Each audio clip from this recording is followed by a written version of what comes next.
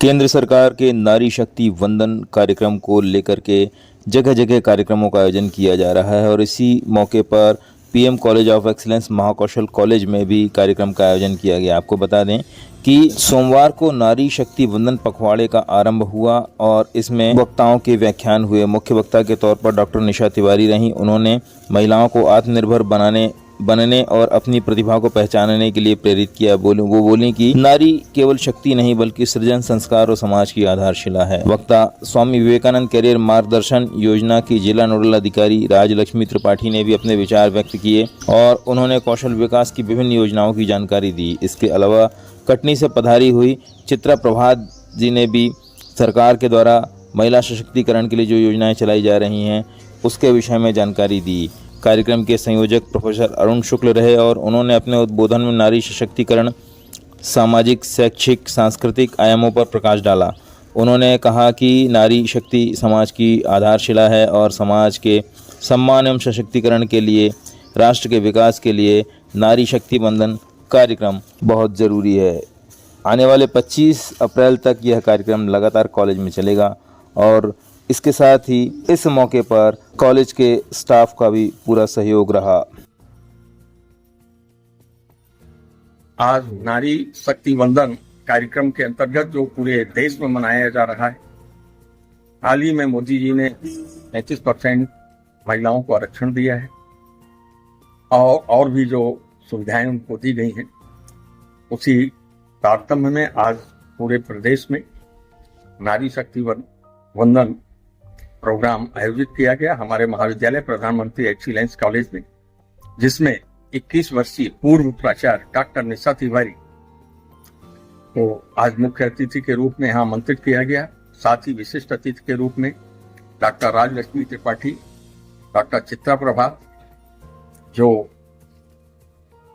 कन्या महाविद्यालय कटनी की प्राचार्य हैं, इन सभी को आमंत्रित किया गया और उनका सम्मान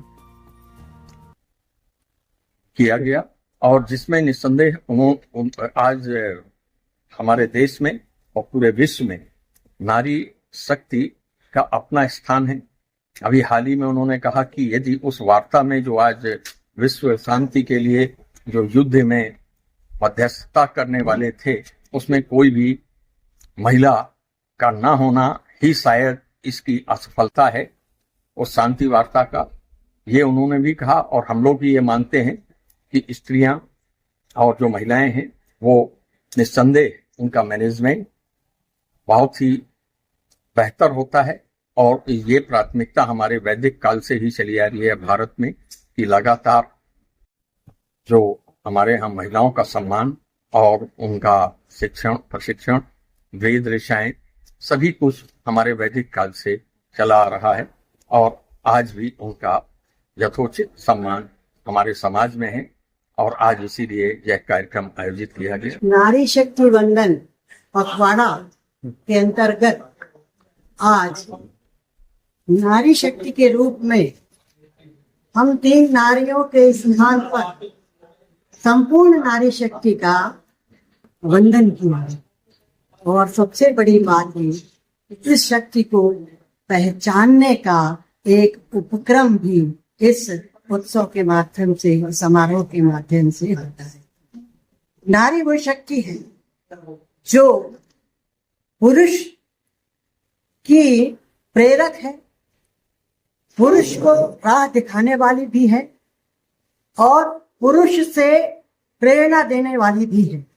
अगर हम शंकर के अर्धनारीश्वर की कल्पना करें तो वह नारी जो काली का रूप धारण करके असत का विनाश कर देती है और उसी शक्ति के आगे शंकर नतमस्तक होकर के लेट जाते हैं और उसे आश्चर्य होता है और इसीलिए वो काली जीभ निकाल लेती है, शर्मिंदा होती है कि शंकर कैसे उनके पैरों के तले नीचे लेटे हुए हैं। अर्थ ये कि बिना नारी शक्ति के पुरुष अधूरा है और बिना पुरुष के नारी अधूरी है। दो परस्पर एक दूसरे के पूरक हैं और यही सृजन की बहुत बड़ी परंपरा है और बहुत बड़ा समझ लीजिए कि सृष्टि का आरंभ जो है वो इसी समन्वय के साथ में हुआ। नारी शक्ति वंदन के इस कार्यक्रम में मुझे शामिल होकर यह एहसास हो रहा है कि मैं तो केवल प्रतिनिधि मात्र हूँ। वंदन तो उस प्रत्येक नारी का है जो वहां रेत गिट्टी मिट्टी ढोती है, और प्रत्येक नारी का है जो CSR में साइंटिस्ट के पद पे सुशोभित है। तो केवल यह नारियों को स्मरण कराना और उनके साथ उनके पुरुष जो साथी हैं, चाहे वो उनके बेटे हो पिता हो, स्मरण कराना कि आपके घर में कितनी शक्ति उपस्थित है, उसका एहसास करें, उसका सम्मान करें। यह एक प्रतीक कार्यक्रम है और मुझे लगता है कि ऐसे कार्यक्रम लगातार होते रहने चाहिए, जिससे महिलाओं का आत्मबल मनोबल सदैव ऊंचा रहे। आज का जो ये कार्यक्रम है नारी शक्ति वंदन, जिसका पखवाड़ा है 10 से लेकर 25 तक, इस कार्यक्रम के संयोजन का जो प्रमुख उद्देश्य है वह यह है कि आने वाले समय में जो महिलाओं की भूमिका है वो निर्णय निर्माण में एक अति महत्वपूर्ण होगी। और जब हमारे यहाँ की महिलाएं जो है संसद में प्रतिनिधित्व करेंगी, विधानसभाओं में प्रतिनिधित्व करेंगी, तो निश्चित रूप से जो लोक नीतियां बनेंगी, जो पॉलिसी बनेंगी, उनसे संपूर्ण समाज को लाभ होगा। और भारत एक ऐसा देश है जहां पर जो है प्रारंभ से ही, सृष्टि के प्रारंभ से ही जो है स्त्री को सर्वोपरि माना गया है।